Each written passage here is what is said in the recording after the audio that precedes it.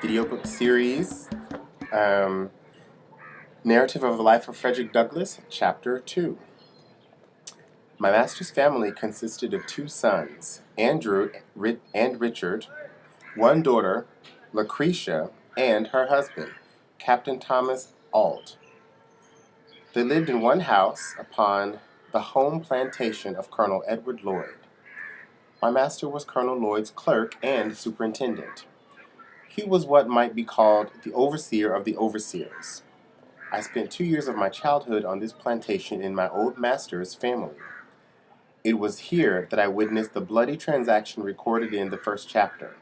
And as I received my first impressions of slavery on this plantation, I will give some description of it and of slavery as it there existed.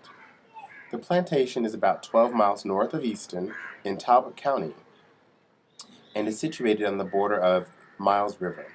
The principal products raised upon it were tobacco, corn, and wheat. These were raised in great abundance, so that with the products of this and the other farms belonging to him, he was able to keep in almost constant employment a large sloop in carrying them to market at Baltimore.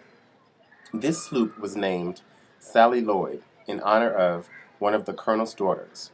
My master's son-in-law, Captain Auld, was master of the vessel. She was otherwise manned by the colonel's own slaves. Their names were Peter, Isaac, Rick, and Jake. Ronnie, Bobby, Ricky, Mike. Sorry, couldn't resist. These were esteemed very highly by other slaves, and looked upon as the privileged ones of the plantation, for it was no small affair in the eyes of the slaves to be allowed to see Baltimore. Well, I don't think the descendants feel like that now. Colonel Lloyd kept from 300 to 400 slaves on his home plantation, and owned a large number more on the neighboring farms belonging to him. The names of the farms nearest to the home plantation were Y-Town and New Design. Y-Town was under the overseership of a man named Noah Willis. New Design was under the overseership of a Mr. Townsend. The overseers of these and all the rest of the farms, numbering over 20, received advice and direction from the managers of the home plantation. So they had a little corporation. Slaves. This was the great business place. It was the seat of government for the whole 20 farms. All disputes among the overseers were settled here.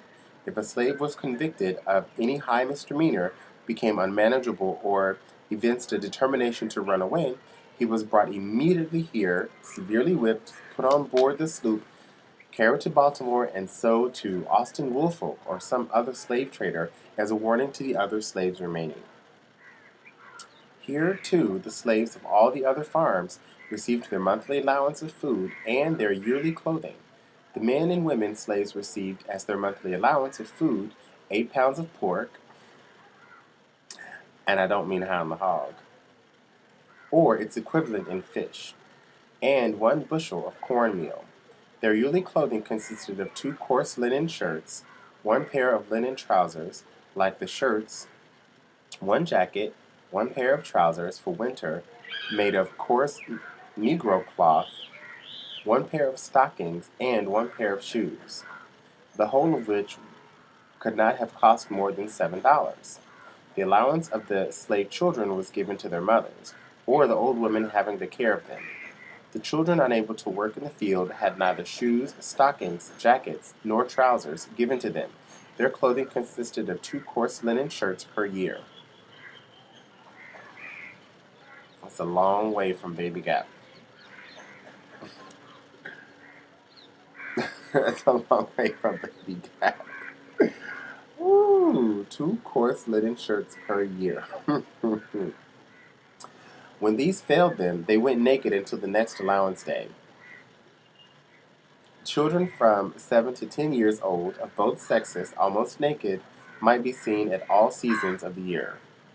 Wow, so it's a wonder they even made it to adulthood. There were no beds given the slaves, unless 1 coarse blanket be considered such, and none but the men and women had these. This, however, is not considered a very great privation. They find less difficulty from the want of beds than from the want of time to sleep. For when their day's work in the field is done, the most of them having their washing, mending, and cooking to do, and having few or none of the ordinary facilities for doing either of these, very many of their sleeping hours are consumed in preparing for the field the coming day. And when this is done, old and young, male and female, married and single, drop down side by side on one common bed, the cold, damp floor, each covering himself or herself with their miserable blankets. And here they sleep till they are summoned to the field by the driver's horn. At the sound of this, all must rise and be off to the field. There must be no halting. Every one must be at his or her post. And woe betides them who hear not this morning summons to the field. For if they are not awakened by the sense of hearing, they are by the sense of feeling. No age nor sex finds any favor. Mr. Sevier, the overseer, used to stand by the door of the quarter, armed with a large hickory stick and heavy cowskin, ready to whip anyone who was so unfortunate as not to hear, or, from any other cause, was prevented from being ready to start the field at the sound of the horn. Mr. Sevier was rightly named. He was a cruel man. I have seen him whip a woman, causing the blood to run half an hour at the time, and this too in the midst of her crying children pleading for their mother's release. He seemed to take pleasure in manifesting his fiendish barbarity. Adding to this cruelty, he was a profane swearer. It was enough to chill the blood and stiffen the hair of any ordinary man to hear him talk. Scarce a sentence escaped him but that was commenced or concluded by some horrid oath. This man is a good writer. The field was the place to witness his cruelty and profanity. His presence made it both the field of blood and blasphemy. From his rising till the going down of the sun, he was cursing, raving, cutting, and slashing among the slaves in the field in the most frightful manner. Field Negroes, remember that. His career was short. He died very soon, and I went to Colonel Lloyd's, and he died as he lived, uttering with his dying groans bitter curses and horrid oaths. His death was regarded by the slaves as a result of a merciful providence. Praise God, I guess they said. Mr. Sevier's place was filled by a Mr. Hopkins. Hopkins, Baltimore. I'm not even going to start it, but you can get started. He was a very different man. He was less cruel, less profane, and made less noise than Mr. Sevier.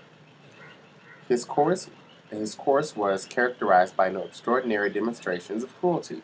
He whipped, but seemed to take no pleasure in it. He was called by the slaves a good overseer. The home plantation of Colonel Lloyd wore the appearance of a country village. All the mechanical operations for all the farms were performed here.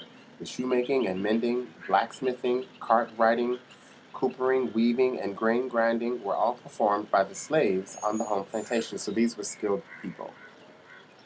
The whole place wore a businesslike aspect very unlike the neighboring farms.